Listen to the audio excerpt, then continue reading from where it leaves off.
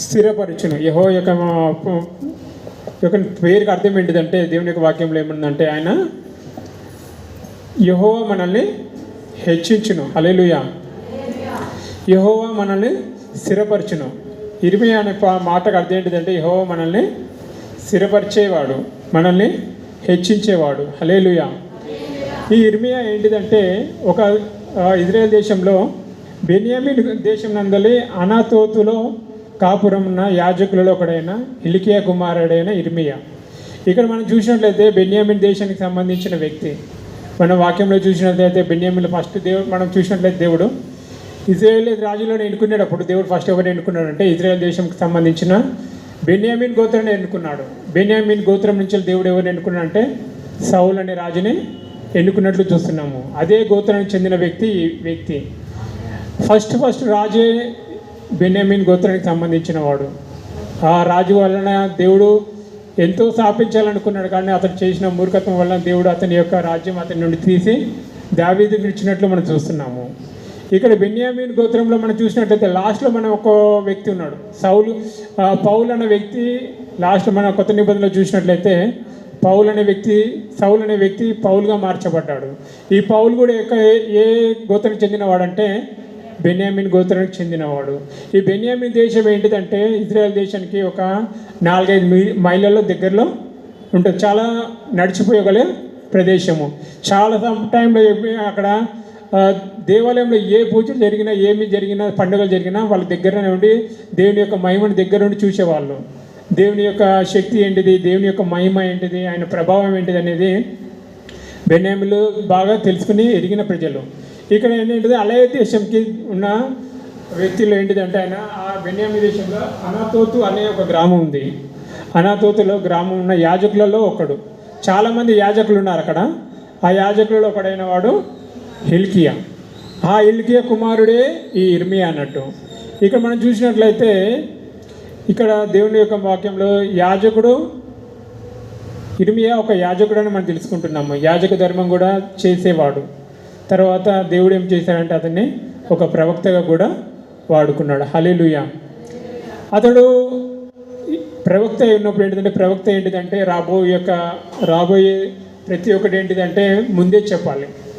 రాబో సంగతులన్నీ ముందుగానే చెప్పే వాళ్ళని ఏమంటారు అంటే ప్రవక్తలు అంటారు. యాజకులు ఏంటిదంటే కేవలం ఏంటిదంటే మందిరంలో బలులు అర్పించే వాళ్ళు. తర్వాత బలులు అర్పించి మనుషుల మీద వచ్చే పాపాన్ని ఏంటిదంటే పరిహరించడానికి అనేక పనులు చేసేవాళ్ళు. కానీ ఇక్కడ మనం చూసినట్లయితే ఈ దేవుడు ఏంటిదంటే యాజకుడైన ఈ ఇర్మియాని ఏం చేస్తున్నాడు, ఒక ప్రవక్తగా నిలబెట్టాడు. ఈయన ప్రవక్త యాజ్ వెల్ యాజ్ ఏంటిదంటే ఒక యాజకుడై ఉన్నట్లు మనం చూస్తున్నాము. ఇతడు మళ్ళీ 2వ అధ్యాయం 2వ వచనం చదువుకుందాము.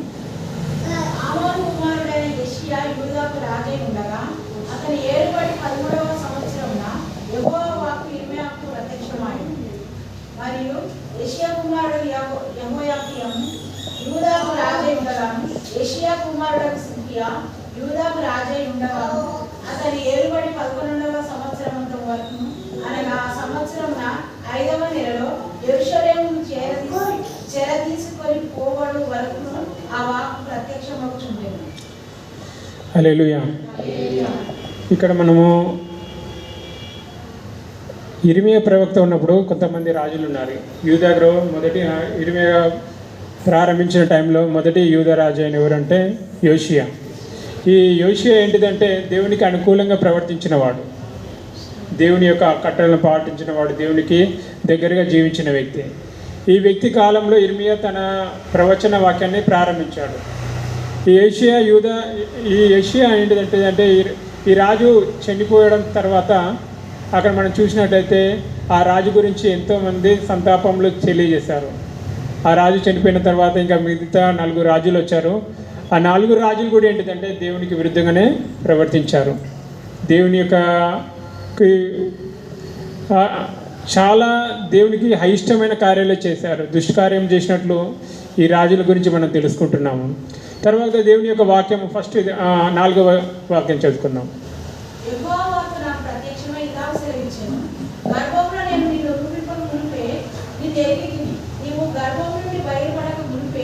నేను నిన్ను ప్రతిష్ఠించింది, జనములకు ప్రవక్తగా నిన్ను అయ్యో ప్రభువు యెహోవా, చిత్తగించుము, నేను బాలుడని మాట్లాడటం నాకు శక్తి చాలదని నేను అనగా, యెహోవా నాకు ఇలా సెలవిచ్చాను, నేను బాలుడు అనవద్దు, నేను నిన్ను పంపువారి అందరి ఎదురు నీవు పోవలను, నీకు ఆజ్ఞాపించిన సంగతులన్నీ చెప్పవలను, వారికి భయపడకు, నిన్ను విడిపించడం నేను నీకు తోడైనాను, ఇదే యెహోవా వాక్కు.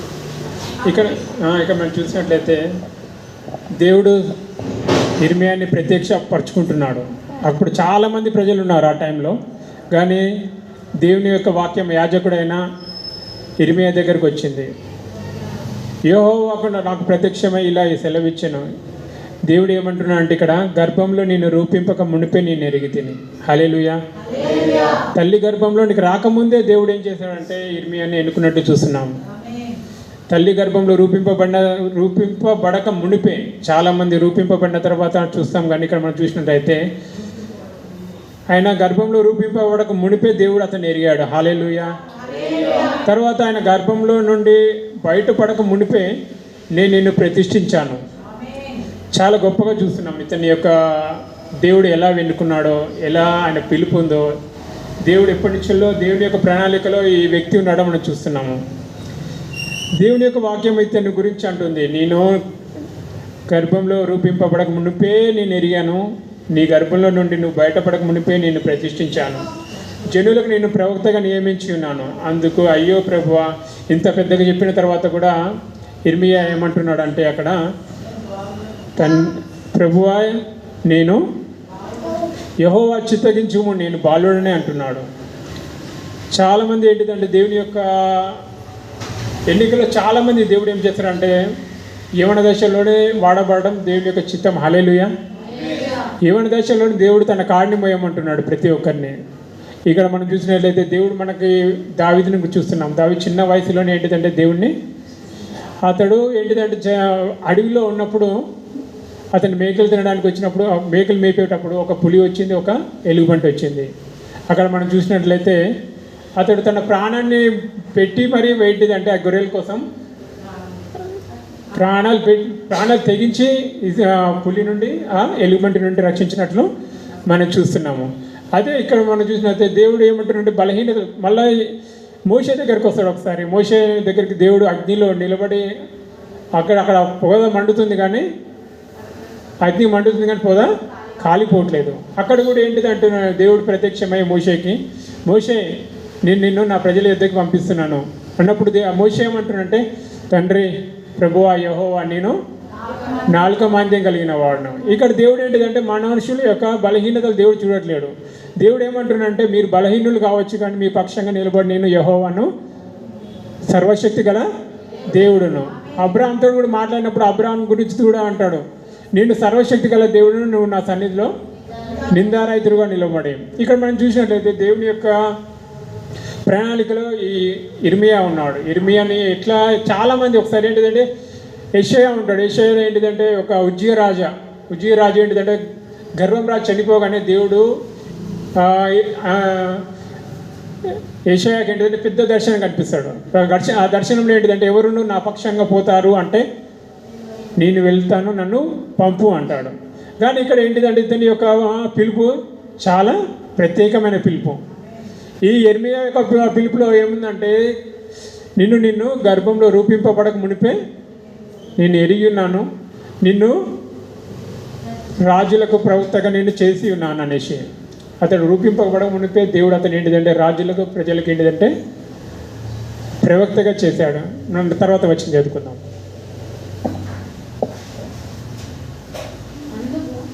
అయ్యో ప్రభువా యెహోవా, చిత్తగించుము, నేను బాలుడని మాట్లాడుటకు నాకు శక్తి చాలదని నేను అనగా, యెహోవా నాకు ఇలాగ సెలవిచ్చును, నేను బాలుడని అనవద్దు, నేను నిన్ను పంపువారి అందరి యొద్దకు నీవు పోవలేను, నీకు ఆజ్ఞాపించిన సంగతులన్నీ చెప్పవలను, వారికి భయపడకుము, నిన్ను విడిపించటకు నేను నీకు తోడై ఉన్నాను, ఇదే యెహోవా వాక్కు. ఇక్కడ మనం చూసినట్లయితే నేను బాలుడను, నేను నిన్ను పంపువారి యొద్దకు నీవు పోవలేను, బాలుని అనవద్దు అంటున్నాడు దేవుడు. ఏమంటే నేను నీకు పక్షంగా నేను ఉన్నాను, నీ పక్షంగా యుద్ధం చేసేవాడు, నీ పక్షం నేను మాట్లాడతాను, నా మాటలు నీ నోట ఉంచుతాను, నేను చెప్పింది ప్రతి ఒక్కటి వాళ్ళకి ప్రకటించాలనేసి. ఇవి అతనికి ఏంటిదంటే ఒక ఆజ్ఞ కూడా ఇస్తాడు. ఇదిగో నేను నీకు నోట నా మాటలు ఇచ్చి ఉన్నాను, పెళ్ళగించుటకు, విరగొట్టుటకు, నశింపజేయుటకు, పడద్రోయుటకు, కట్టుటకును, నాటుటకును నేను ఈ దినంలో జనముల మీదకి రాజుగా నిన్ను నియమించి ఉన్నాను. హల్లెలూయా.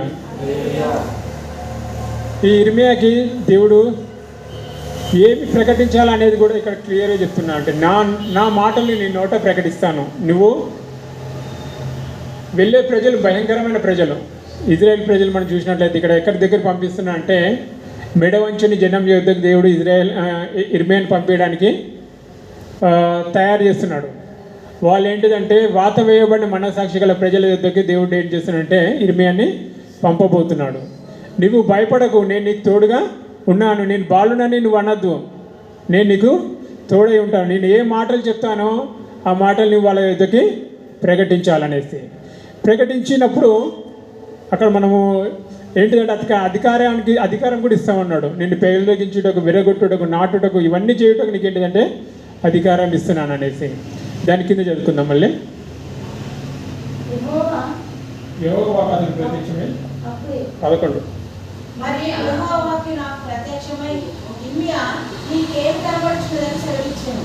అందుకు బాలపు చెట్టు చువ్వ కనబడుచున్నదని నేను అనగా, యెహోవా నీవు బావుగా కనిపెట్టిదివి, నేను చెప్పిన వాక్యమును నెరవేర్చుటకు నేను ఆతురపడుచున్నాను నేను. రెండవ వారు యెహోవాకు నాకు ప్రత్యక్షమై నీకేమి కనబడుచున్నదని సెలవీయగా, నేను మసులుచున్న బాణ నాకు కనబడుచున్నది, దాని ముఖము ఉత్తర దిక్కునకు తిరిగి ఉన్నదని. అందుకు యెహోవా ఇలాగ సెలవిచ్చింది, ఉత్తర దిక్కు నుండి కీడు బయలుదేరి ఈ దేశ నివాసులందరి మీదకి వచ్చును. ఇదిగో నేను ఉత్తర దిక్కున ఉన్న రాజ్యంలో సర్వ వంశస్థులను పిలిచేదను. వారు వచ్చి ప్రతివాడు యెహోవా భూములను యెరూషలేము చుట్టూ ఉన్న ప్రాకారాలన్నిటికీ ఎదురుగాను, యూదా పట్టణములన్నిటికీ యెహోవా ఎదురుగాను తమ సింహాసనం స్థాపింతురు. అప్పుడు యెరూషలేము వారు నన్ను విడిచి అన్య దేవతలకు ధూపం వేసి తమ చేతులు నూపించిన వారికి నమస్కరించను. తమ చెడుతలను అంతను బట్టి నేను వారిని గూర్చి నా తీర్పును ప్రకటించును. కాబట్టి నీవు నడుము కట్టుకొని నిలవబడి నేను నీకు ఆజ్ఞాపించినట్లు వారికి ప్రకటన చేయండి. భయపడకు, లేదా నేను వారి ఎదుట నీకు భయం పుట్టించును. యూదా రాజుల ఎదుకు కానీ, ప్రధాన ఎదుకు కానీ, యాజకుల ఎదుకు కానీ, దేశ నివాసుల ఎదుకు కానీ, ఈ దేశమంతటిలో నీవు ఎక్కడికి పోయినను ప్రకారం గల పట్టణం గాను, ఇనుప స్తంభం గాను, ఇతని గోడలు గాను నీవు ఉండునట్లు ఈ దినంలో నేను నిర్మించున్నాను. వారు ఇంత యుద్ధం చేయదు కానీ నేను విడిపించడం నేను నీకు తోడై ఉన్నందున వారు నీ పైన విజయం పొందగలరు. ఇదే యెహోవా వాక్కు. హల్లెలూయా. దేవుడు పెద్ద టాస్క్ ఇస్తున్నాడు ఇర్మియాకి. ఇర్మియా నీకేం కనబడుతుంది అన్నప్పుడు ఒక బాదం చువ్వ కనిపిస్తుంది తండ్రి అంటాడు. రెండోది చూపించినప్పుడు ఏంటిదంటే నీకు మసులుచున్న బాణ ఒకటి కనబడుచున్నది. ఇజ్రాయేల్కి నాశనం ఎలా జరగబోతుందో, ఇజ్రాయేల్ ప్రజలు ఎలా నాశనం కాబోతున్నారో, ఎలా నిర్మూలం కాబోతున్నారో ఇక్కడ ఇర్మియాకి తేట తెల్లగా దేవుడు చూపిస్తున్నాడు. ఫస్ట్ మనం చూసినట్లయితే దేవుడు తన ప్రజలకి ఎప్పుడు అనుదినం అతనికి ఏదైనా ఏమవుతుందంటే దేవునికి తన ప్రజల పట్ల నూతన వాత్సల్యం పుట్టుచున్నది. ఒకసారి ఏమిటంటే ఈ ఇర్మియాని నేను ఒక దగ్గర పంపుతాను, ఒక కుమ్మరి వాని దగ్గరికి పంపిస్తాడు. అక్కడ కుమ్మరి దగ్గర వానికి వెళ్ళు అనగానే ఆ కుమ్మరి దగ్గర వానికి వెళ్తాడు. ఆ కుమ్మరి వాడు ఏం చేస్తున్నాడంటే ఒక కుండని తయారు చేస్తూ ఉన్నాడు. తయారు చేస్తుంటే ఏమైందంటే ఆ కుమ్మరి వాడి చేతిలో కుండా ఖరాబ్ అయిపోయింది. ఆ ఖరాబ్ అయిన కుండని మళ్ళీ ఏం చేస్తున్నాడంటే కుమ్మరి వాడు మళ్ళీ తయారు చేసి మళ్ళీ కొత్త కుండగా తయారు చేస్తున్నాడు. మళ్ళీ ఒక దగ్గర దేవుడు ఇజ్రాయెల్ గురించి మన దగ్గర చెప్తాడు, ఇజ్రాయెల్ మీరు ఎంత నాశనమైన పోయినా సరే నా చేతుల నుండి మీరు చేజారిపోయినా సరే నేను మళ్ళీ మిమ్మల్ని కొత్తగా కుండగా తయారు చేస్తాననేసి. ఇక్కడ మన వాక్యం మీకు ఒక దగ్గర ఏంటిదంటే ఒక బెల్ట్ ఉంటుంది. ఆ బెల్ట్ ఏంటంటే యూప్లేస్ నది దగ్గర పోయి ఒక బండ కింద పెట్టు అంటాడు. అక్కడ మనం చూసినట్లయితే ఆ బండ కింద పెట్టినప్పుడు తర్వాత అది చీకిపోతుంది, మొత్తం ఖరాబ్ అయిపోతుంది. తర్వాత మళ్ళీ పోయేసి మళ్ళీ తీసుకొని రా అంటాడు. తీసుకొని వచ్చిన తర్వాత చూస్తే ఏంటిదంటే అది మొత్తం చీకిపోయి ఉంటుంది. ఇది ఈ బెల్ట్ ఎంత చీకిపోయినా పర్వాలేదు కానీ మళ్ళీ నేను కొత్త బెల్ట్గా తయారు చేస్తూ ఉంటాడు. ఇక్కడ దేవుని యొక్క ఇర్మియా ఏంటిదంటే దేవుడు ఇర్మియాకు తన ప్రజల యొక్క మంచితనం గురించి చెప్తూ ఉంటాడు. వీళ్ళు ఎంత వంగని ప్రజలైనా కూడా నేను మరలా వాళ్ళని మంచి చేస్తాననేసి. ఇక్కడ మనం చూసినట్లయితే దేవుని యొక్క వాక్యం ఏం చెప్తుంది ఇర్మియాకి, నువ్వు ప్రజల దగ్గరికి వెళ్ళిన తర్వాత నువ్వేం ప్రకటిస్తావంటే, పక్క ఒక బబులోను రాజు ఉన్నాడు. దేవుడు ఏం చేశాడంటే అతన్ని బబులోను రాజు నెబుకద్నెజర్ని దేవుడు నా సేవకుడు అని అంటాడు. ఒకరిని ఇశ్రాయేలు ప్రజల్ని ఏంటి దేవుడు ఎప్పుడైనా సరే కొట్టిన తర్వాత కొట్టకముందే దేవుడు చెప్తాడు అన్నట్టు. దేవుడు ఎప్పుడైనా తన సేవకులు చెప్పకుండా ఏది చేయడు. ఒకవేళ కొట్టిన తర్వాత వాళ్ళు మంచి చేయాలంటే దేవుని యొక్క వాక్యం క్లియర్గా ఉంటుంది, నా ప్రవక్తని చెప్పకుండా నేను ఏమీ చెయ్యను అనేసి. ఇక మనం చూసినట్లయితే ఒకసారి మనం చూస్తామన్నట్టు అబ్రాహాం దినాలలో కూడా ఒక దగ్గర ఏంటిదంటే ఒక దేశం ఉంది. అదేంటిదంటే సొదొమ గొమొర్రాలో ఏంటిదంటే దేవుడు నాశనం చేయబోతున్నాడు ఆ ప్రదేశాన్ని. అది కూడా ఇట్లా అంటే అగ్ని గంధకాలతో నేను ఈ యొక్క సొదొమ గొమొర్రాను నాశనం చేయబోతున్నాను అనేసి. ఇక్కడ మనం చూసినట్లయితే ఆ సొదొమ గొమొర్రా నాశనం చేయముందు దేవుడు అబ్రాహాంకి చెప్తాడు, నేను ఈ దేశాన్ని రక్షించబోతున్నాను, ఈ దేశంలో ఇంకెవరైనా ఉన్నారా? ఫస్ట్ చూస్తే 50 మంది అంటాడు, తర్వాత 20 మంది అంటాడు, తర్వాత 10 మంది అంటాడు, తర్వాత 5 మంది అంటారు. తర్వాత ఎవరు లేకపోవడం చోటు చూసి దేవుడు అంటుందంటే ఆ దేశాన్ని కాల్ చేశాడు. అదే సేమ్ ఇక్కడ కూడా దేవుడి అంటే వాక్యం లేవుందంటే ఇక్కడ కూడా దేవుడు అంటే సేమ్ అదే విధంగా అబ్రాహాం చేస్తున్నట్లుగా ఇక్కడ చూస్తున్నాము. 5వ అధ్యాయము 1వ వచనం చదువుకుందాం. యెరూషలేము వీధులలో అటు ఇటు పరిగెత్తు చూచి తెలుసుకుని దాని రాజవీధులలో విచారణ చేయుడి, న్యాయము జరిగించుచు నమ్మకముగా నెట్టించుచున్న ఒకడు మీకు కనబడిన ఎడల నేను దాన్ని చెప్పుచుదును. హల్లెలూయా. హల్లెలూయా. ఇక్కడ యెరూషలేము వీధుల్లో ఇటు అటు పరిగెత్తుకొని చూసి తెలుసుకొనుడి, దాన్ని రాజవీధుల విచారణ చేయుడి, న్యాయం జరిగించుచు నమ్మకంగా నుండు ప్రయత్నించుటూ ఒక్కడు నాకు కనబడిన ఎడల నేను దాన్ని క్షమించుదును. కానీ ఇక్కడ కూడా ఏంటిదంటే సేమ్ ఏంటిదంటే అక్కడ సొదొమ గొమొర్రాలో ఎలా ఉందో సేమ్ ఇక్కడ పరిస్థితి కూడా అంత ఘోరంగా ఉంది. ఇక్కడ విడిపించుటకు దేవుడికి అవసరం ఉంది, కానీ ఇక్కడ ఎవరు కూడా అతని వైపు తిరిగే ప్రసక్తిగా మనకు కనిపించట్లేదు. ఎందుకని ఇక్కడ దేవుని యొక్క ఇజ్రాయేల్ ఏంటిదంటే ఇజ్రాయేల్ ప్రవక్త అయిన యూదా ప్రవక్త అయిన ఇర్మియా ఒక ప్రవక్త అయి ఉండి తన ప్రజలకి ఏంటిదంటే వెళ్ళి నేను ప్రవక్తగా నేను నియమించిన నా ప్రజల దగ్గరికి వెళ్ళి నేను వాళ్ళకి ఏం ప్రకారం చెప్పాలో అది చెప్పమంటున్నాడు. ఇక్కడ ఇర్మియా మాటికి తన ప్రజల దగ్గరికి వెళ్తున్నాడు అన్నట్టు. ఫస్ట్ దేవుడు ఏంటిదంటే తన ప్రజల దగ్గర పంపిస్తాడు, ఇదిగో దేవుడు మిమ్మల్ని నాశనం చేయబోతున్నాడు, ఈ దేశాన్ని మీకు నాశనం అయిపోతుంది, మీరు దీన్ని వినండి, నా మాటలు వినండి, దేవుని మాటలు ఆలకించండి. ఇగో ఈ దేశం ఏంటిదంటే ఈ దేశం యొక్క గోడలు కాల్చబడబోతున్నాయి, ఈ దేశం కూలగొట్టబడబోతుంది, ఈ మందిరం ఏంటిదంటే కాలిపోబోతుంది. ఇగో మీరు ఎట్లాంటిదంటే ఖడ్గం చేత మీరేం హతమైపోతున్నారు మీరు. ఇగో మీ శవాలు ఏంటిదంటే సమాధిలో కూడా పెట్టేవాళ్ళు ఉండరు, మీ శవాల ముందు ఏడ్చే వాళ్ళు కూడా ఉండరు. మీరు ఏంటిదంటే అంత ఘోరంగా మీ శరీరాలు ఏం కాబోతున్నాయి అంటే ఇగో మీ యొక్క శవాలను ఏంటిదంటే ఆకాశ పక్షులకు భూజంతువులకు నేను ఆహారంగా ఇవ్వబోతున్నానని ప్రకటించినప్పుడు ఇర్మియా తన ప్రజల దగ్గర పొద్దున్నే దేవుని యొక్క వాక్యము ఉదయాన్నే ఏంటిదంటే ఇర్మియా దగ్గరికి వచ్చేసి మాట్లాడేదనండి. పొద్దున్నే లేచి ఇర్మియా తన ప్రజల దగ్గరికి వచ్చి ఇగో ఈ నాశనం కలగబోతుంది, ఇగో మీ యొక్క పట్టణం మీద కాలిపోబోతుంది, ఇగో మీరు ఇట్లా చనిపోబోతున్నారని చెప్పినప్పుడు అక్కడ ప్రజలందరూ తిరగబడేవారు. ఎవరైనా ఇంతకుముందు మా బావ అన్నాడు, ఎవరైనా మంచి గురించి చెప్తే అబ్బా నీకంటే మంచోళ్ళు లేరు అనేసి, ఎవరి గురించి నాకు పొగిడితే చాలు వాళ్ళు ఏంటిదంటే ఎంతో సంతోషపడతారు. అబ్బా నువ్వు నిజం గ్రేట్ అబ్బా, నువ్వు చదివితే నీ అంత చదువు పనులు లేరు అనేసి, నువ్వు ప్రసంగిస్తే నీ అంత గొప్పగా ప్రసంగించే వాళ్ళు లేరు అన్నప్పుడు ఎంతో సంతోషపడతారు.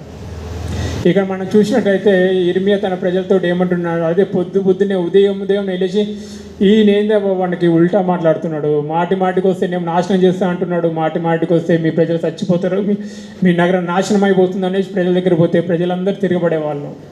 ఎవ్వరు కూడా మనము ఇక్కడ తర్వాత ఏంటిదంటే దేవుడు ఏంటిదంటే యాజకుల దగ్గర పంపిస్తాడు. యాజకులు ఏంటిదంటే యాజకులు కూడా అతని మాటలు వినేసి ఇతడు నిజంగా ఇతడు యూదా ప్రవక్తనా లేకపోతే ఈయన బబులోను రాజు యొక్క ఏంటిదంటే రాయబారా లేకపోతే వాళ్ళ పర్సన్ అనేసి ఉగ్గు అనుకుంటారు. ఉగ్గు అంటే నేను అంటే ఏమంటున్నంటే ఈ ఇర్మియా ప్రవక్త, ఇగో బబులోని రాజు వస్తాడు, మీ దేశం మీ మీదకి దండయాత్ర వచ్చి మిమ్మల్ని ఏంటిదంటే పట్టుకొని మిమ్మల్ని బానిసలుగా తీసుకుపోతాడు అన్నప్పుడు ప్రతిసారి ఏంటిదంటే వీళ్ళు ఏంటిదంటే ప్రతిసారి వాళ్ళ యూదా దేశంలో వ్యతిరేకంగానే మాట్లాడుతూ ఉన్నాడు. తర్వాత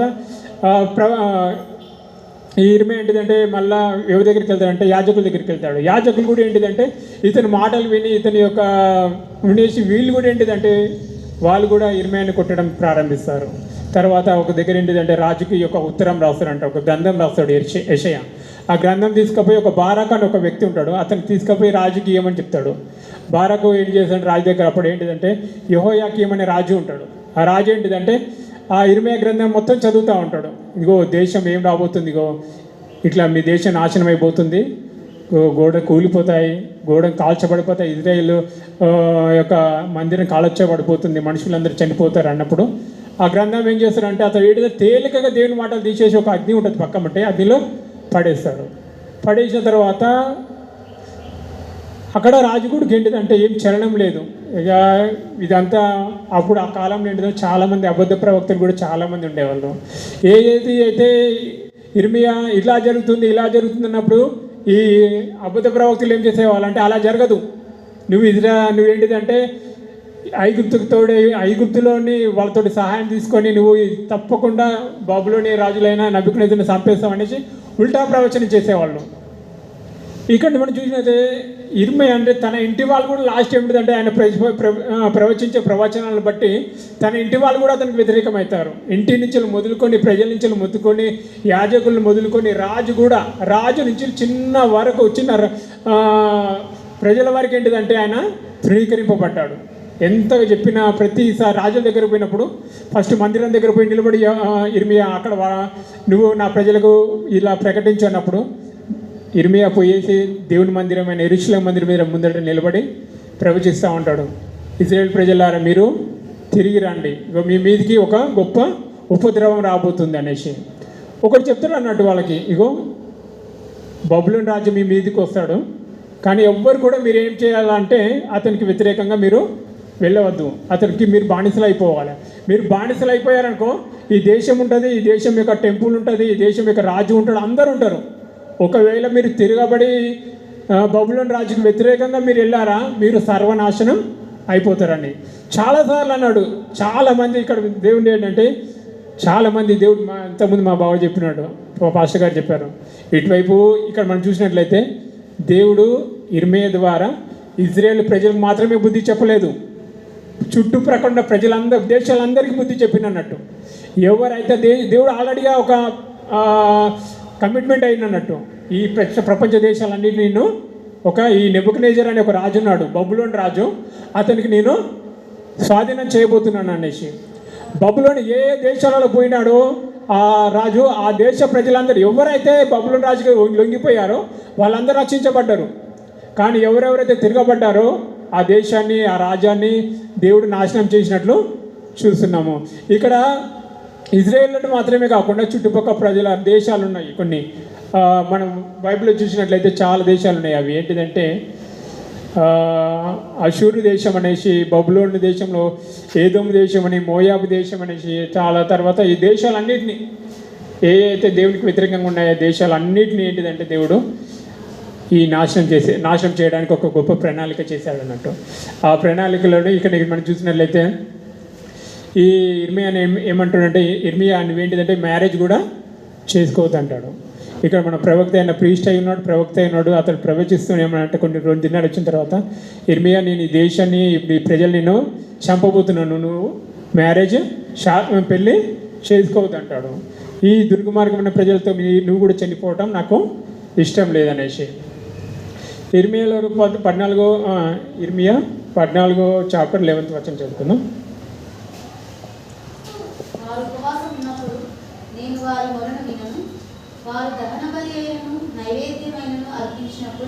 ఇక్కడ మనం చూసినట్లయితే ఇర్మియా చాలా ప్రార్థన చేస్తున్నాడు, దేవా యెహోవా వీళ్ళని రక్షించు అనేసి. కానీ ఇక్కడ యెహోవా ఏమంటున్నాడంటే నువ్వెంత కన్నీళ్ళు విడిచినా, నువ్వెంత రోధించినా, నువ్వెంత గుండె బద్దలు కొట్టుకున్నా నేను నీ ప్రార్థన వినను అంటున్నాడు. ఇక్కడ ఇర్మియా ప్రవక్త యొక్క జీవితం ఏంటంటే కన్నీలమయమైపోయింది అన్నది, దుఃఖంతో నిండిపోయింది. తన ప్రజలు తన ముందటిని ఏంటిదంటే వ్యతిరేకిస్తున్నారు, దేవుని యొక్క ప్రణాళికని వాళ్ళు తృణీకరిస్తున్నారు. ఎంతగా ఇర్మియా బాధపడుతున్నా కూడా ఎవరు కూడా పట్టించుకోవట్లేరు. ప్రతి ఒక్కరు ఆయనని ద్వేషించే వాళ్ళే, ప్రతి ఒక్కరు ఆయనని వ్యతిరేకించే వాళ్ళే, ప్రతి ఒక్కరు ఆయనతోని రాజుకి దగ్గర పోయి రాజుకి దేవుని యొక్క వాక్యం ఇచ్చిన కూడా రాజు కూడా ఏం చేశాడంటే అది యొక్క దేవుని యొక్క వాక్యాన్ని అగ్నిలో వేసి ఖరాబ్ చేశాడు. ఆయన కూడా దేవుని యొక్క వాక్యం మళ్ళా రాయడం ప్రారంభించాడు. ఒకసారి దేవుని వాక్యం అగ్నిలు కాలిపోయిన తర్వాత కూడా దేవుడు అంటాడు మళ్ళా ఇర్మియాకి ప్రత్యక్షమై, ఇర్మియా నువ్వు మళ్ళా రాయి, ఇజ్రాయేలుకు పోయే దుర్గతి గురించి మళ్ళా నువ్వు రాయి అన్నప్పుడు, అప్పుడు మళ్ళా రాయడం ప్రారంభించినప్పుడు అతనితో ఒక వ్యక్తి ఉంటాడు, బారూక్ అనే ఒక వ్యక్తి ఉంటాడు. ఆ వ్యక్తి ఒక్కడు సహాయం చేస్తాడన్నట్టు ఆ గ్రంథానికి రాయడానికి. మళ్ళా రాజు అయిన తర్వాత యెహోయాకీం చనిపోయిన తర్వాత మళ్ళీ సిద్కియా రాజు అవుతాడు. సిద్కియా రాజు దగ్గరికి వెళ్ళిన తర్వాత కూడా సిద్కియా నువ్వు చేసే దుర్మార్గమైన క్రియలు, నువ్వు చేసిన పాప క్రియలు, నువ్వు చేసిన భయంకరమైన పాపం ఇగో దేవుని కని దృష్టికి చాలా భయంకరమైంది. ఇగో దేవుడు నిన్ను ఏం చేయబోతున్నాడు అంటే బబులోను రాజుకి నిన్ను అప్పగించబోతున్నాడు. సిద్కియా నువ్వు తప్పకుండా ఏం చేస్తావంటే, నువ్వు ఒకవేళ నీకు మంచి కలగాలంటే నువ్వు తప్పకుండా ఏం చేయాలంటే నువ్వు బబులోను రాజు అయినా నెబుకద్నెజరుకి నువ్వు లొంగిపోవాలి, నువ్వు బానిస కావాలి. ఒకవేళ నేను బానిసను కాను, నేను తిరగబడతానంటే నువ్వు సర్వనాశనం అయిపోతావు. నేను చెప్పినట్లు నువ్వు చేసావంటే నువ్వు బతుకుతావు అనేసి. ఇక్కడ మనం చూసినట్లయితే సమయము రానే వచ్చింది. ఇక్కడ మనం చూసినట్లయితే 40 సంవత్సరాలు, ఒక్క సంవత్సరం కాదు, 2 సంవత్సరాలు కాదు, 40 సంవత్సరాలు ఇజ్రాయేల్ ప్రజలకైనా ప్రవచన వాక్యాన్ని దయచేశాడు. ఎంత ప్రవచన వాక్యం చేసినా అంటే ఇక్కడ ప్రతి ఒక్కటి ఏంటిదంటే మనుషులకు విరోధంగానే ఈ ఇర్మియా ప్రవచించినట్లు మనం చూస్తున్నాము. అతను చేసే ప్రవచనాలు ఎవరికి నచ్చలే. అతను చేసే ప్రవచనాలు చూస్తే సామాన్య ప్రజలకు నచ్చలేదు, సొంత ఇంటి ప్రజలకు నచ్చలేదు, సొంత రాజుకు నచ్చలేదు, సొంత యాజకులు కూడా నచ్చలేదు. అతను ఏం చేశారంటే అతను చేసే ప్రవచనాలు, రోజు చేసే ప్రవచనాలను బట్టి అతను జైలు వేశారు. ఒక్కొక్కసారి జైలు నుంచి తీసేసి మళ్ళీ వేరే బాయిలు వేశారు. అలా అతను ఎంతగానో హింసించారు. బాయిలో నుండి తీసిన తర్వాత బాయిలో పడేసినప్పుడు దేవుడు ఒక వ్యక్తిని పిలిచి అతని ఆ గుంతుల నుండి తీయడానికి, అక్కడ ఆ వ్యక్తి ఎవరంటే అతని పేరు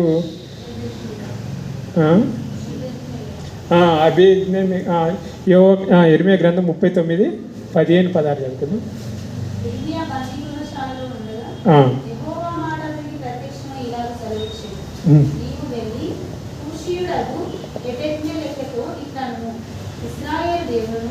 సైన్యముల అధిపతిని యెహోవా ఇలా సెలవిస్తున్నాడు, మేలు చేయుటకే కాక కీడు చేయుటకే నేను ఈ పట్టణమును గూర్చి చెప్పిన మాటలు నెరవేర్చుచున్నాను. నీవు చూచుచుండగా ఆ మాటలు ఆ దినమున నెరవేరు. ఇక్కడ మనం చూసినట్టయితే ఒక వ్యక్తి ఉన్నాడు, అబేద్నమెలెకు. ఇతడు ఏంటిదంటే ఎవ్వరు సహాయం చేయని పరిస్థితిలో అక్కడ ఎవ్వరు ఇతడు చేసే ప్రవచనాలను బట్టి ఎవరు సహాయం చేసేవాళ్ళు ఒక్కరు కూడా లేరు. బావిలో పడినప్పుడు కూడా ఎవ్వరు కూడా సహాయం చేయడానికి లేరు. అప్పుడు ఇక్కడ ఒక వ్యక్తిని చూస్తున్నాము. ఇతడి వ్యక్తిని ఏమిటంటే ఈ వ్యక్తి ఏంటిది నపుంసకుడు అన్నట్టు. ఈ వ్యక్తి ద్వారా దేవుడు ఏంటిదంటే ఇర్మియాని ఆ బావిలో నుండి తీయడానికి, అది కూడా ఏంటిదంటే చాలా బట్టలు పీల్చుకుపోయినాయి అన్నట్టు, అన్నిటికి కట్టి అతనికి బావిలో వేసేసి బావిలో నుంచి మళ్ళీ తీయడానికి ఆ వ్యక్తిని దేవుడు వాడుకుంటాడు. ఈ మొత్తం ఈ ఇజ్రాయెల్ దేశం అంతా నాశనం అయిపోయినా కానీ ఇక్కడ మనం చూసినట్లయితే దేవుడు ఇతన్ని సపరేట్గా నిన్ను బ్రతికిస్తాను అంటున్నాడు. హల్లెలూయా. దేవుడి సేవకునికి ఒక వ్యక్తి ఎవరన్నా సహాయం చేస్తే ఆ యొక్క మేలు ఎప్పుడు మరిచిపోనిది. దేవునికి కీడు చేసిన దేవుడు ఊరుకోడు, దేవునికి మంచి చేసిన దేవుడు అతనికి సహాయం చేస్తాడు. హల్లెలూయా. ఇక్కడ మనం చూసినట్లయితే ప్రతిసారి అతని నోటు ఏమవుతుందంటే శుభకరమైన వచనాలు కాకుండా శాపకరమైన వచనాలే వచ్చేవాటి. నోరు తెరిసే చాలు ఇర్మియాకి ఎప్పుడు శాపకరమైన వచనాలే, అప్పుడు చూసిన శుభకరమైన వచనం ఒకరిని కూడా నోట్లో వచ్చేవాది కాదు. అందుకని వాళ్ళకి ఏంటిదంటే ఇర్మియా అంటే ఎవరికి ఇష్టం లేకుండా పోయింది. అబ్బా ఈ వ్యక్తి చాలామంది ఏం చేశారంటే అబ్బా ఇతడు చచ్చిపోతే బాగుండబ్బా అనేసి చంపడానికి కూడా చాలామంది ఏం చేశారంటే ఇర్మియాకి ప్రణాళికలు చేశారు. కానీ దేవుడు అతనికి తోడై ఉండడం కాబట్టి ఎవరు అతనికి కూడా ఏమీ టచ్ చేయలేకపోయారు. అతన్ని ఏంటిదంటే అతను నోట్లో నుంచి వెళ్ళి ఆ నాశనకరమైన మాటలు చూసిన తర్వాత ప్రతి ఒక్కరికి ఏంటిదంటే వాళ్ళ బీపీ ఏమైపోయేదంటే, ఇంకా బీపీ లెవెల్ నాకు కరెక్ట్ తెలియదు, షుగర్ లెవెల్ అయితే తెలుసు. నీ అంత చిన్నప్పుడు బాలుడై ఉండి కూడా 20 సంవత్సరాలు ఉన్నప్పుడు దేవుడు అతను వాడుకొని చిన్నప్పటి నుంచి అతని జీవితంలో శ్రమలు అంటే శుభకరణ వచనమైన కాదే వచ్చిన శుభకరమైన ఎప్పుడైనా శుభకరణ వచనం వచ్చి చెప్తే సంతోషపడే, కానీ ఇతని నోట్లో ఎప్పుడు ఏంటంటే ప్రజల పట్ల వచ్చేటి అన్నట్టు. ఇక్కడ మనము చూసినట్లయితే ఇప్పుడు సిద్కియాకి చెప్తున్నాడు, సిద్కియా నువ్వు తప్పకుండా లోబడిపో. నువ్వు ఇంతకు ముందు దీనికి ముందు ఒక 100 సంవత్సరాల ముందు ఒక రాజు ఉన్నాడు, అతడు హిజ్కియా. హిజ్కియా కింద ఇంకొక ప్రవక్త ఎవరంటే యెషయా హిజ్కియా ఉన్నప్పుడు వాళ్ళిద్దరు ఏంటిదంటే హిజ్కియా కూడా ఏంటిదంటే దేవునికి సంబంధించిన పర్సన్, తర్వాత యెషయా కూడా. అప్పుడు హిజ్కియా మీదకి ఏంటిదంటే అషూరు రోజులు వస్తారన్నట్టు. అషూరు రాజులు వస్తారు, వచ్చి దండయాత్ర చేస్తారు, ఇజ్రాయేల్ చుట్టూ నిలబడిపోతారు అంతా. అప్పుడు దేవుడి యొక్క హస్తం ఏంటిదంటే వాళ్ళకి తోడే ఉంది, దేవుడి యొక్క సన్నిధి వాళ్ళకి తోడే ఉంది. కాబట్టి నిన్నవే ప్రజలైన అషూరులైన దేవుడు ఏంటంటే సర్వనాశనం చేశాడు. హల్లెలూయా. ఇక్కడ మనం చూసినట్లయితే ఇక్కడ యెషయా ప్లేస్లో ఎవరు ఉన్నారంటే ఇర్మియా ఉన్నాడు, కానీ రాజు ప్లేస్లో ఎవరు ఉన్నారంటే సిద్కియా ఉన్నాడు. ఇతడికి ఏంటిదంటే మంచి చేయాలనే ఉంది ఇర్మియాకి, కానీ సిద్కియా ఏంటిదంటే వినట్లేదు. నేను కావాలంటే చచ్చిపోతాను, కావాలంటే తిరుగుబాటు పడతాను, కానీ నేను బబులోనికి నేను లోబడు అనేసి. కరెక్ట్ 100 సంవత్సరాల తర్వాత ఇక్కడ చూసినట్లయితే అక్కడైతే రక్షించబడ్డారు. అక్కడ యెషయా ఉన్నాడు కాబట్టి, తర్వాత హిజ్కియా ఉన్నాడు కాబట్టి అషూరు రాజులు వచ్చినప్పుడు దేవుడు ఆ దేశానికి ఇజ్రాయెల్ దేశానికి తోడై ఉండి అషూరు దేశాన్ని సర్వనాశనం చేశాడు. ఇక్కడ మనం చూసినట్లయితే ఇర్మియా ఉన్నాడు, ఇర్మియా దగ్గర ఏంటంటే పాడైపోయిన పూర్తిగా దుర్మార్గుడైన సిద్కియా ఉన్నాడు. సిద్కియా యెషయా చెప్పిన మాటలు అసలే వినట్లేదు. అందుకే ఒకవేళ వింటే దేవుని యొక్క కార్యక్రమం వేరేలాగా ఉండేదేమో. కానీ ఇక మనం చూసినట్లయితే సిద్కియా ఎంత చెప్పినా నేను దాసుడు కావడం ఏంది, నేను వాళ్ళకి పోవడం ఏందనేసి విర్రవీగాడు. నీది నా దేశం, నేను ఈ దేశం చుట్టూ ఏంటిదంటే దేవుడు బలంగా ఇజ్రాయెల్ దేశాన్ని కట్టాడు. ఇజ్రాయెల్ చుట్టూ ఏంటిదంటే పర్వతాలు ఉండేటి అన్నట్టు, చుట్టూ ఏంటిదంటే లోయలు ఉండేటి. ఆ లోయలు దాటి ఆ గోడ దాటి నుంచి లోపలికి వచ్చి మందిరాన్ని బట్టి మందిరంలో వసించి స్వాధీనం చేసుకోవాలంటే చిన్న పని కాదు. అతనికి చాలా గర్వం ఉండేది, ఇది వాళ్ళు ఎప్పుడు రావాలి, వాళ్ళు అంత దూరంలో ఉన్నప్పుడే మేము వాళ్ళని కాల్ చేస్తాం, మేము దగ్గర కూడా రానియమనే గర్వంలో ఉన్నాడు. కానీ దేవుడు ఆల్రెడీ ఏంటిదంటే దేవుడి యొక్క ప్రణాళిక ఏంటిదంటే నెబుకద్నెజర్ యొక్క రాజు యొక్క దాంట్లో ఉండదు. కాబట్టి ఇక్కడ మనం చూసినట్లయితే మళ్ళీ 100 సంవత్సరాల తర్వాత ఇజ్రాయెల్ దేశం ఏంటిదంటే నెబుకద్నెజర్ యొక్క చేతిలోకి వెళ్ళిపోయింది. నెబుకద్నెజర్ ఏంటిదంటే ఇజ్రాయెల్ దేశానికి దండయాత్ర వచ్చిన తర్వాత గోడలను గుల్చేసిండు. తర్వాత మందిరంలోకి వెళ్ళిన తర్వాత మందిరంలో ఉన్న మంచి పదార్థాలను మంచి దేవుని అవన్నీ తీసుకొని వెళ్ళిపోయాడు అన్నట్టు. తీసుకొని వెళ్ళిపోయిన తర్వాత యెషయా అప్పుడు రాజు అంటున్నాడు అక్కడ వాళ్ళు, ఇవన్నీ ఈ యొక్క బబులోను రాజు అయిన నెబుకద్నెజర్ కూడా తెలిసిపోయింది అన్నట్టు. ఇజ్రాయెల్ దేశంలో ఒక ప్రవక్త ఉన్నాడు, ఆ ప్రవక్త ఏంటిదంటే ఏం చెప్తున్నాడు అనేటి అన్నీ ఇతనికి కూడా తెలిసిపోతున్నాయి. ఎందుకంటే ఇజ్రాయెల్ దేశంలో యూదా దేశంలో కొంతమంది పోయి మాటికి ఎవరంటే ఈ బబులోను రాజుకి చెప్తున్నారు, బబులోను రాజా మా దేశంలో ఒక ప్రవక్త ఉన్నాడు, ఆ ప్రవక్త ఏమంటున్నాడంటే ఈ ఇజ్రాయెల్ దేశాన్ని నీకు స్వాధీనం చేయబోతున్నాడు, ఇజ్రాయెల్ దేశం నువ్వు స్వతంత్రించుకుంటావు, ఈ ఇజ్రాయెల్ దేశం నీకు స్వాధీనం కాబోతున్నప్పుడు ఆ రాజు కూడా సంతోషపడేవాడు అన్నట్టు. ఎందుకు వీళ్ళకి తెలిసిపోయి, అందుకే దేవుడు ఈ ఇజ్రాయెల్ దేశాన్ని నాశనం చేసేటప్పుడు రాజు నెబుకద్నెజర్ కూడా అడిగాడు, ఇక్కడ ప్రవక్త అయిన యెషయా ఇక్కడ అనేసి. ఆల్రెడీ తన సైన్యాధిపతులు చెప్పాడు అన్నట్టు, నువ్వు దేశాన్ని ఖరాబ్ చేసినప్పుడు, దేశం నాశనం చేసేటప్పుడు నువ్వు ఇర్మియాని మాత్రం ముట్టద్దు. హల్లెలూయా. దేవుడు అతన్ని మాట్లాడించిన తర్వాత ఇజ్రాయెల్ ప్రజలు వినలేదు, వాళ్ళు మూర్ఖులు అని ఇక్కడ చూసినట్టు ఒక అన్యజనుడైన రాజు సాక్ష్యం ఇస్తున్నాడు. వాళ్ళ దేవుడు వీళ్ళకి ఎంత చెప్పినా వీళ్ళు వినలేదు. నేనే వాళ్ళ దేవుడు అని చెప్పిన తర్వాత, వాళ్ళ దేవుడు ఇలా జరుగుతుందని చెప్పిన తర్వాత కూడా సొంత దేవుడైన రాజు, ఏ దేవుడైతే ఆ రాజు నేర్పించిన రాజే వినలేదు అని ఎంతో బాధపడ్డాడు అన్నట్టు. వీళ్ళు ఇక్కడ చూసినట్లయితే ఆ దేశం అంతా నాశనం అయిపోయింది అన్నట్టు. లాస్ట్ మనం చూసినట్లయితే అక్కడ నసపు కూడా అయినా అభ్యర్థినే తర్వాత ఇద్దరు మాత్రమే మిగిలిపోయినట్టు చూస్తున్నాము. ఇక్కడ మనం ఇంకంతే కాకుండా ఇంకేంటిదంటే ఇంతకుముందే చెప్పాను, యోనా ఒక దగ్గరికి వెళ్ళిన తర్వాత వాళ్ళు అన్యజనులు అయినప్పటికీ ఈ నోవాకి ఈ జోనాకి ఏంటిదంటే అన్యజనులు రక్షించబడడం ఇష్టం లేదు. మన జోనాకి తన ప్రజల మధ్యకి వెళ్ళి నువ్వు ప్రచారం చేయండి సంతోషపడేవాడు, సంకలు కొట్టుకుంటూ పోయేవాడు. ఎందుకంటే నా ప్రజలు మంచోళ్ళు అనేసి. కానీ చెడ్డోళ్ళ దేశ ప్రజలు రక్షించబడాలంటే యోనాకి ఇష్టం లేదు. కాబట్టి నువ్వు నన్నను చంపు, కానీ ఆ మూర్ఖులు ఆ దుర్మార్గులు తప్పకుండా సావాల్సిందే. నేను చచ్చిన పర్వాలేదు, కానీ వాళ్ళు మాత్రం అంతా నిన్న చెప్పినట్లుగా ఇక్కడ కూడా అదే పరిస్థితి.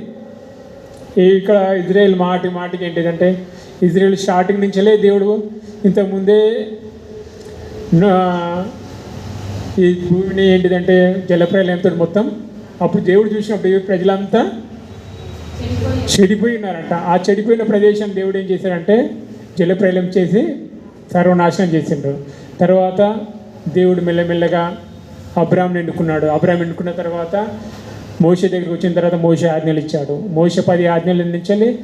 ఆ ఆజ్ఞలన్నింటిని ఒక్కటి కూడా వాళ్ళు ఏంటిదంటే పాటించలేదు. ఇగో నీ దేవుని మాత్రమే నువ్వు సేవించాలి, నీ దేవుని తప్ప వేరే వాడిని సేవించకూడదు అంటే అది కూడా ఇజ్రాయేల్లో మర్చిపోయారు. విగ్రహాలను మీరు పెట్టుకోవద్దు అన్న తర్వాత కూడా విగ్రహాలను పెట్టుకొని వాటికి పూజించారు. నరహత్య చేయొద్దు అన్న తర్వాత నరహత్య చేశారు. ఇగో పరుల యొక్క వస్తువులను ఆశింపొద్దన్న కూడా ఆశిస్తూ వచ్చారు. ఎంత చెప్పినా కూడా దేవుడు ఏంటిదంటే 10 ఆజ్ఞలు ఎప్పటి నుంచి మోసేటప్పటి నుంచి ఆ ఆజ్ఞలు నడుచుకుంటూ వస్తూనే ఉన్నాయి.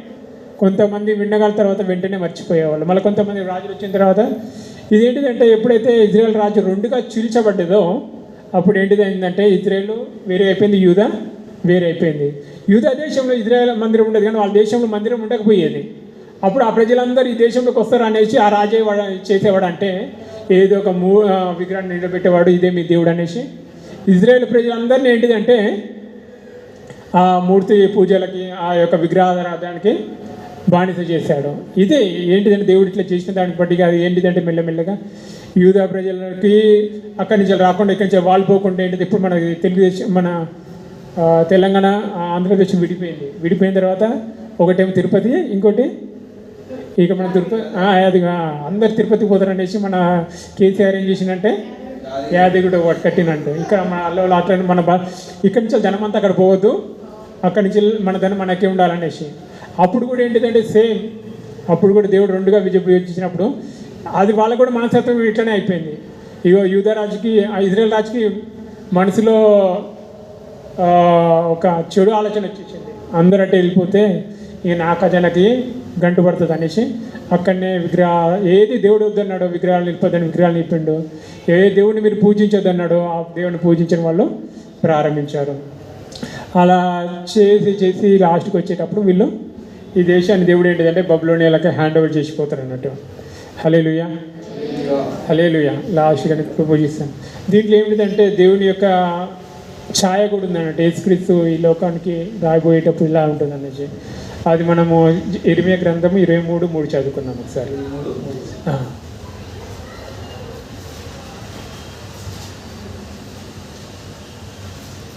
మరియు నేను వాటిని తోలివేసిన దేశములన్నిటిలో నుండి నా గొర్రెల శేషమును సమకూర్చి తమ దొడ్లకు వాటిని రప్పించేదను, అవి అభివృద్ధి పొంది విస్తరించును.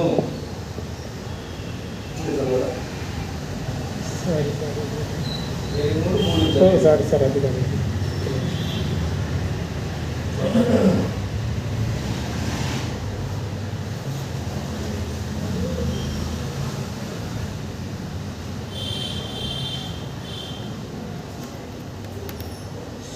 జరిమే 23:5 అదేనా? నేను వాటి మీద కాపరులను నియమించదును, ఇక మీద అవి భయపడుతున్నాను, తిరుగుతున్నాను, వాటిలో తప్పించుకున్నాను, మీరు నా గొర్రెలు మేకలు, ఇదే యెహోవాకు.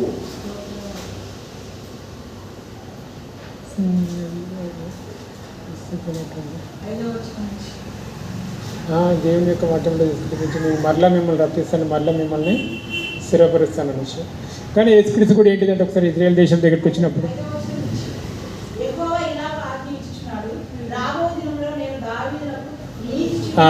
కరెక్ట్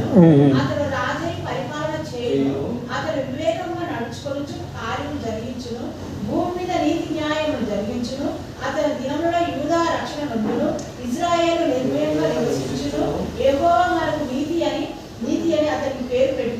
కాబట్టి రాబో దినంలో జనులు ఇశ్రాయేలీయులను ఐగుప్తు దేశం నుండి రప్పించిన యెహోవా జీవం తోడని ఇక ప్రమాణం చేయక ఉత్తర దేశముల నుండి నేను వారిని చెదరగొట్టిన దేశములన్నిటిలో నుండి వారిని రప్పించిన యెహోవా నా తోడని ప్రమాణం చేతుడని యెహోవా సెలవిచ్చుచున్నాడు. మరియు వారు తమ దేశంలో నివసించుదురు.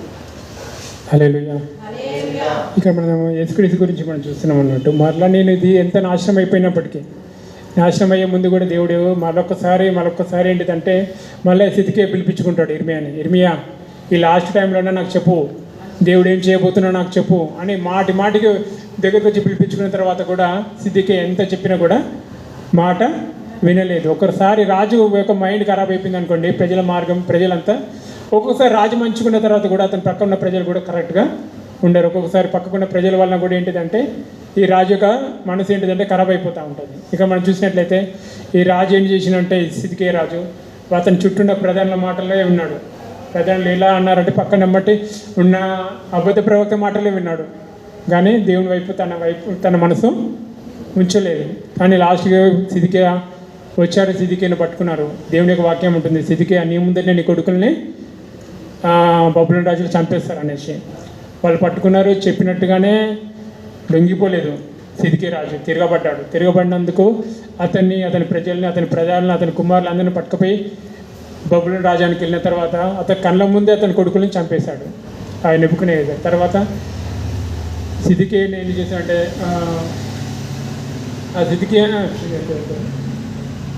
ఆ లాస్ట్ రాజు అయిన ఏంటిది అంటే అతని కన్నులు పీకేసి చంపేశాడు. తర్వాత అక్కడికి ఏమవుతుందంటే ఇది 40 సంవత్సరాలు ఏంటిదంటే 40 సంవత్సరాలు ప్రకటించిన తర్వాత దేవుని యొక్క వాక్యం మళ్ళా లాస్ట్లో కూడా దేవుడు ఒక హోప్ని దయచేస్తున్నాడు వాళ్ళకి.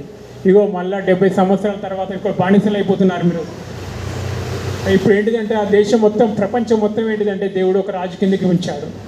ఏంటిదంటే మొదట ఏంటిదంటే న్యాయాధిపతులు అయిపోయింది. లాస్ట్ ఇజ్రాయెల్ న్యాయాధిపతులు అప్పుడు దేవుడు ఏం చేశాడంటే సామ్యూయేలు ప్రార్థన చేసినప్పుడు నాకు రాజుగా కావాలన్నారు. అప్పుడు సామ్యూయేలు బాగా బాధపడ్డాడు. తండ్రి నువ్వే మాకు రాజుగా ఉండాలి, కానీ వీళ్ళు మాకు రాజుగా వద్దు అనేసి ప్రార్థించిన తర్వాత కూడా ఆ ఇజ్రాయేల్ యొక్క కోరిక మేరకు మళ్ళీ రాజుని చేశాడు. రాజుల యొక్క కాలం కూడా మొత్తం అయిపోయింది. చివరి కాలంలో వచ్చినప్పుడు తర్వాత ఈ రాజు కూడా అయిపోయింది. అయిన తర్వాత ఈ రాజులు అయిపోయిన తర్వాత దేవుడు ఏంటిదంటే ఈ ప్రపంచాన్ని మొత్తం ఏంటిదంటే ఒక రాజు కిందకి తీసుకొచ్చాడు. ఆ రాజు పేరే నెబుకద్నెజర్. ఈ నెబుకద్నెజర్ ఏంటిదంటే ప్రపంచం అంతా, ఈవెన్ ఏంటిదంటే ఇజ్రాయెల్ కూడా ఏంటిదంటే ఆ రాజుకి బానిసలు అయిపోయారు. ఆ యుగాన్ని అప్పటి నుంచి ఏమిటిదంటే ఈ ప్రపంచంలో స్వర్ణయుగం స్టార్ట్ అయిందంట. స్వర్ణయుగం. ఆ రాజు ఏంటిదంటే ఆ రాజు కూడా ఏంటిదంటే ఎన్ని దేశాలు నాకు లోపడిపోయినాయి. ఇక వాడు కూడా ఇంకా ఏంటంటే నాకు కొమ్ములు వచ్చేసినాయి వానికి. నెబుకద్నెజర్ కూడా కొమ్ములు వచ్చేసినాయి. అరే బాబు వీళ్ళు చేసిన తప్పుడు వాడిని పెడితే వాడిని కొమ్ములు వచ్చేసినాయి. వాడేమంటున్నా అంటే నా శక్తి నా సామర్థ్యం వల్ల ఈ ప్రపంచ దేశాలన్నీ నా వశం అయిపోయాను. కానీ వెంటనే వాడు ఏమైపోయినంటే పశువు అయిపోయాడు. పోయి గడ్డి తినడము, ఎండలో ఎండడము, వానలో తడవడం, పడడం.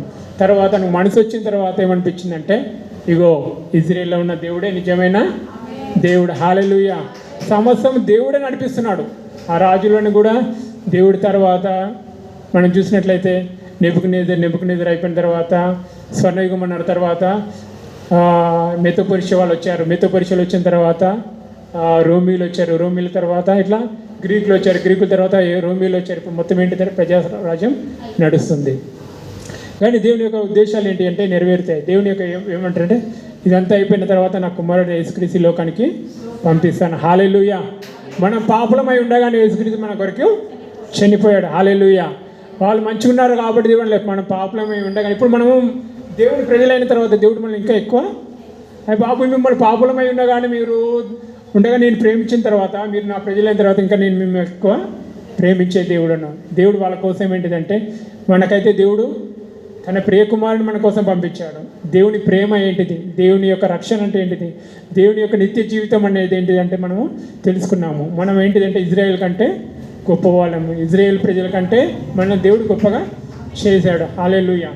అదే ఇలాగ చూస్తున్నట్లయితే ఇర్మియా ప్రవక్త, కన్నీటి ప్రవక్త, అతను తన కళ్ళ బట్టి కన్నీళ్ళు ఏంటిదంటే ఊట వలె ఆడుతూనే ఉండేది. నేను కూడా చాలాసార్లు ప్రార్థన చేస్తాను, ట్రై చేస్తూ ఉంటాను, కానీ ఎంత ఏసయ్య కొన్ని నీళ్ళు నాకు దయచేయండి అయినా దయచేయండి అనేసి. ఇక మనం చూసినప్పుడు చిన్న అబ్బాయి 20 సంవత్సరాలు దానికి అబ్బాయి మామూలుగా అంటే 20 సంవత్సరాలు అంటారు. 20 సంవత్సరాల నుంచి తన యవ్వనాన్ని ఏంటిదంటే ఎంతగా ఆ టైంలోనే దేవుడు అతని మీద కాడి మోపాడు. నేను కూడా ఏంటిదంటే సువార్త చెప్పడానికి నేను కూడా ఒకసారి జమ్ముకి వెళ్ళాను. జమ్ముకి వెళ్ళిన తర్వాత నాకు కూడా ఏంటిదంటే కొంతమంది సువార్త ప్రకటించడానికి పంపించేవాళ్ళు అంటూ 2 అమ్మాయిలు ఇచ్చేసి 2 పెళ్ళైన అమ్మాయిలు ఇచ్చేసి నేను కూడా వెళ్ళేవాడిని. వెళ్ళేసి ఇంటింటికి పోయి వాక్యం చెప్పేవాళ్ళం. ఒకవేళ వాళ్ళు అమ్మాయిలు వాక్యం చెప్తే నాకు అంత ఇష్టం అనిపించేది కాదు. వీళ్ళు ఎట్లా ఏమైనా తప్పు చేసి అటు ఇటు చేస్తారా అనేసి బాధ అనిపించేది. కానీ నేను వాక్యం చెప్తే మాత్రం నాకు చాలా కాన్ఫిడెన్స్ అనిపించేది. నేను చెప్తే వాళ్ళు గ్యారంటీగా ఏదో ఒకటి చేస్తారు అనేసి. వాళ్ళ దగ్గర నేను పరమేశ్వర్ పరమేశ్వర్ పరమేశ్వర్ అనేసి లాస్ట్గా పరమేశ్వర్ యేసు మసీహ్ అని చెప్పేవాడిని. కానీ అక్కడ ఆ టైంలో ఏంటిదంటే ఏ ఒక్క ఇంటిని కూడా వదిలిపెట్టేవాడిని కాదు. నా అమ్మిద్దరు పని వీళ్ళు అయిపోయింది అనుకో, నెక్స్ట్ వేరే వాళ్ళ ఇంటికి వెళ్ళాను. అది ఎవరు ఉన్నట్టున్నారు, అది వదిలిపోయి వేరే వాళ్ళతో మనసు వచ్చేది కాదు. ఆ ఇంటికి పోయేవాళ్ళు. ఆ ఇంటికి పోయిన తర్వాత మళ్ళీ వేరే వాళ్ళ ఇంటికి పోయేవాళ్ళు. కానీ ఏ ఒక్క ఇల్లు కూడా అది కూడా ఏంటిదంటే ఏం సామిల్ గారు సువార్త చేసిన ప్రదేశంలో నన్ను కూడా సువార్త ప్రకటించమని చెప్పారు. అది ఒక వారము 1 నెల వరకు పోవడం రోజు సాయంత్రం ఇది రమ్మని పోవడం సువార్త ప్రకటించి ఏసయ్యే ఫస్ట్ ఏమో పరమేశ్వర్ పరమేశ్వర్ పరమేశ్వర్ అనేవాళ్ళం. లాస్ట్కి వచ్చి ఓ పరమేశ్వర్ ప్రభు యేసు మసీహ్ అనేవాళ్ళం. ఓ అక్క పాపంకో మాఫ్ కడతా అనేసి అట్లా అలా. తర్వాత భోపాల్కి వచ్చిన భోపాల్లో కూడా దేవుడు ఏంటిదంటే నేను నాకెప్పుడు పంపించే వాళ్ళని కూడా చూసేవాళ్ళు. వాళ్ళే వాక్యం చెప్పేవాళ్ళు కానీ నాకు అంత సాటిస్ఫాక్షన్ అనిపించేది కాదు. కానీ నాకు చెప్తే మాత్రం వాళ్ళకి చెప్తే మాత్రం నాకు చాలా సాటిస్ఫాక్షన్ అనిపించేది. ఒక వ్యక్తి ఏమన్నాడంటే నా దగ్గరకు వచ్చి ఢిల్లీకి జానేకి వెళ్ళి బహుత్ రాస్తా, ఇక్కడి నుంచి వెళ్ళొచ్చు, అక్కడి నుంచి వెళ్ళొచ్చు, అక్కడి నుంచి వెళ్ళొచ్చు, ఇక్కడి నుంచి వెళ్ళొచ్చు, నువ్వు ఎవరిని పూజించినా నువ్వు ఆ దేవుడి దగ్గరికి వెళ్తావు అనేటోడు. అరే బాబు, ఈ లోకంలో ఇన్ని దారులు ఉన్నాయి కానీ దేవుని దగ్గర పోవాలంటే ఒకటే మార్గం, అది ప్రభు అయిన యేసుక్రీస్తు అనేవాళ్ళం. అతను नहीं भैया वो सब कुछ बात नहीं है, सब जिसको भी मानो ఆ పరమేశ్వర के पास जाता అనేటోడు. నేను వానికి చెప్పడం కాదురా బాబు, ఒకటే మార్గమైన యేసయ్య మార్గం. చిన్న వయసులోనే ఏంటిదంటే దేవుడు చాలామందిని వాడుకుంటాడు. చిన్న వయసులో వాడుకునే వాళ్ళు చాలా దేవుడు ఏంటిదంటే వాళ్ళ దేవుని చేతులు బలమైన ఆయుధాలు. దేవుడు నిజంగా ఇర్మియాని చిన్న వయసులోనే వాడుకొని 40 సంవత్సరాలు ఆ దేశంలో ప్రవచిస్తూ తన కళ్ళ ఎదుటనే వాళ్ళ ప్రజలందరూ ఇజ్రాయెల్ ప్రజలందరూ నాశనం అయిపోవడము, గోడలు కూల్చబడిపోవడము, తర్వాత మందిరము కాలిపోయిపోవడము, దేశమంతా ఫస్ట్ ఎవరైతే చేతులు ఎత్తారో వాళ్ళందరినీ ఇజ్రాయెల్ బబులోను రాజు తీసుకుని వెళ్ళిపోయాడు. కొంతమంది తిరగబడ్డారో కత్తితోటి వాళ్ళందరూ కూల్చబడ్డారు. ఎవరైతే ఇక పనికర్ అనే వాళ్ళంతా ఏమైపోయారంటే ఇజ్రాయెల్ దేశం నిలిచిపోయారు. మొత్తం కాలిపోయిన దేశం తర్వాత అక్కడ మిగిలిన వాళ్ళు ఒక్కరే అన్నట్టు. ఎవరు? ఈ ఇర్మియా ఒక్కడే. ఆ ఊరంతా కాలిపోయింది కానీ ఒక్కడే చూసుకుంటా కన్నీరు కార్చుకుంటా ఉండిపోయాడు. అతనితో పాటు ఒక వ్యక్తి ఉన్నాడు, అతని పేరు చెప్పాను. అతనికి ఒక ఇద్దరు కాలిపోయిన తర్వాత ఆ వ్యక్తి కన్ను చూసి అంటున్నాడు, నిజంగా దేవుడు చెప్పినట్లే అయింది. ఎంతమంది చెప్పినా, ఎన్ని రాజులు చెప్పినా కూడా ఎవరు నమ్మలేదని. ఇక మనం చూసినట్లయితే దేవుడు ఇజ్రాయేల్కి న్యాయం చేసినట్టు చూస్తున్నాం కానీ దేవుడి ప్రజలు విడిచిపెట్టే వాడు కాదు. దేవుడు మరలా తన రాజ్యాన్ని స్థాపించబోతున్నాడు. హల్లెలూయా. దేవుడి వాక్యాన్ని దీవించును గాక.